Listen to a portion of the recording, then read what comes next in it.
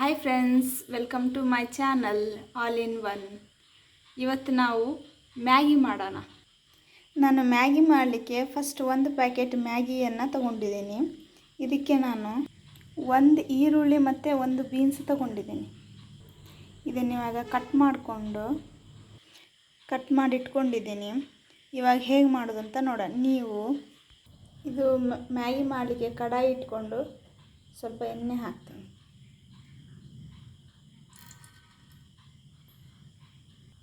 ಇದು ಎಣ್ಣೆ ಬಿಸಿ ಆದ ನಂತರ ನಾನು ಇದಕ್ಕೆ ಈರುಳ್ಳಿಯನ್ನು ಸೇರಿಸ್ಕೊಳ್ತೇನೆ.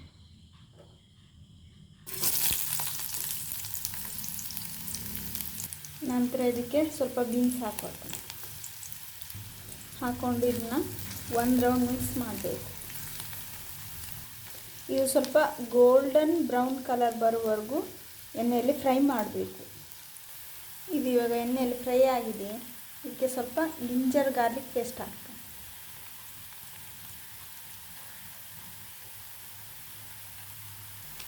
ಸ್ವಲ್ಪ ಪೆಪ್ಪರ್ ಹಾಕ್ತೀನಿ,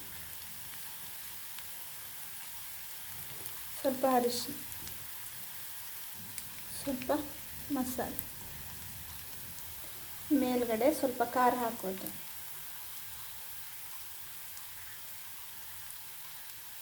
ಇದನ್ನು ಒಂದು ರೌಂಡ್ ಮಿಕ್ಸ್ ಮಾಡಬೇಕು.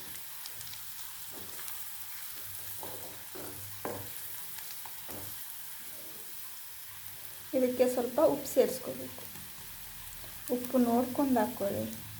ಇದಕ್ಕೆ ನಾನು 1 ಗ್ಲಾಸ್ ನೀರು ಸೇರಿಸ್ತೆ.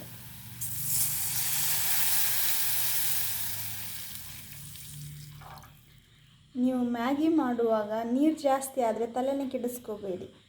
ನೀರು ಜಾಸ್ತಿ ಆದರೆ ತಿನ್ನಲಿಕ್ಕೆ ಬರಲ್ಲ, ಅಂಟಂಟಾಗ್ತದೆ ಅಂತ ನಿಮಗೆ ಒಂದು ಫೀಲ್ ಇರುತ್ತೆ ಅಲ್ಲ, ಅದು ಇನ್ಮೇಲೆ ತಲೆಯಿಂದ ತೆಗೆದಾಕ್ಬಿಡಿ. ಇವಾಗಿದು ನೀರು ಕುದೀತಾ ಇದೆ. ಮ್ಯಾಗಿ ಪ್ಯಾಕೆಟಲ್ಲಿರೋ ಮಸಾಲ ಪೌಡರನ್ನು ಮಿಕ್ಸ್ ಮಾಡೋಣ. ಇದಕ್ಕೆ ಇದನ್ನು ಸೇರಿಸ್ಕೊಳ್ಳೋಣ. ಸೇರಿಸ್ಕೊಂಡ ನಂತರ ಇದನ್ನು ಸ್ವಲ್ಪ ಮಿಕ್ಸ್ ಮಾಡ್ಕೋಬೇಕು. ಇದು ಸ್ವಲ್ಪ ಕುದಿ ಬರುವವರೆಗೂ ಕಾಯಬೇಕು. ನಾನು ನಿಮಗೆ ಆಗ ಹೇಳಿದ್ನಲ್ಲ, ನೀರು ಜಾಸ್ತಿ ಆದರೆ ಏನು ತಲೆ ಕೆಡಿಸ್ಕೋಬೇಡಿ ಅಂತ. ಹೇಗೆ ಅದನ್ನು ಕಡಿಮೆ ಮಾಡೋದಂತ ಇವಾಗ ನಾನು ಹೇಳ್ತೇನೆ ನೋಡಿ. ನೀರು ಜಾಸ್ತಿ ಆದರೆ ನಾವು ಮ್ಯಾಗಿನ ಹಾಕ್ತೀವಲ್ಲ, ಆವಾಗ ಗ್ಯಾಸನ್ನು ಪೂರ್ತಿ ಹೈಯಲ್ಲಿಡಬೇಕು.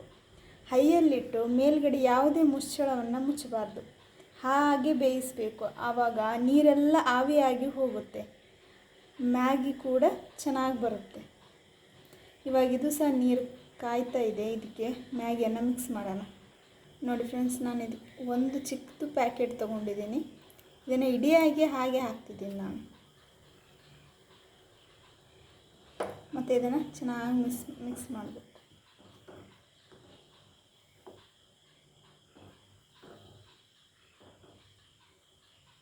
ಇದು ಮಿಕ್ಸ್ ಮಾಡುವಾಗ ಮ್ಯಾಗಿ ಎಲ್ಲ ಬಿಡಿಯೇ ಆಗಬೇಕು. ಆ ರೀತಿ ಮಿಕ್ಸ್ ಮಾಡಬೇಕು, ಕಟ್ಟಾಗದೇ ಇರೋ ರೀತಿಯಲ್ಲಿ.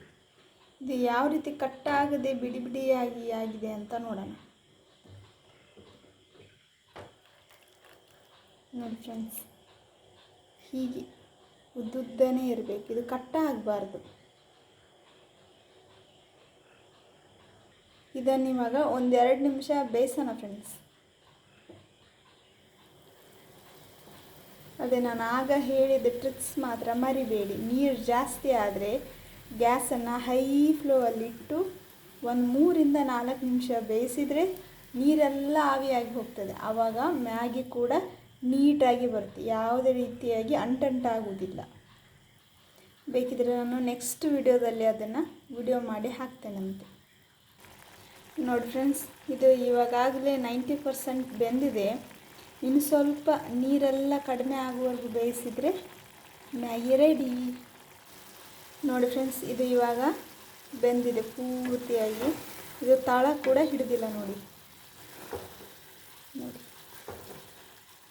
ತಳ ಕೂಡ ಹಿಡಿದಿಲ್ಲ ಇದು. ಇದನ್ನು ಇವಾಗ ಗ್ಯಾಸ್ ಆಫ್ ಮಾಡಿ ಸರ್ವ್ ಮಾಡಿ ತಿನ್ನೋದು ಅಷ್ಟೇ. Maggi ready. ನೋಡಿ ಫ್ರೆಂಡ್ಸ್, ಮ್ಯಾಗಿ ಅಂತೂ ರೆಡಿ ಆಯಿತು.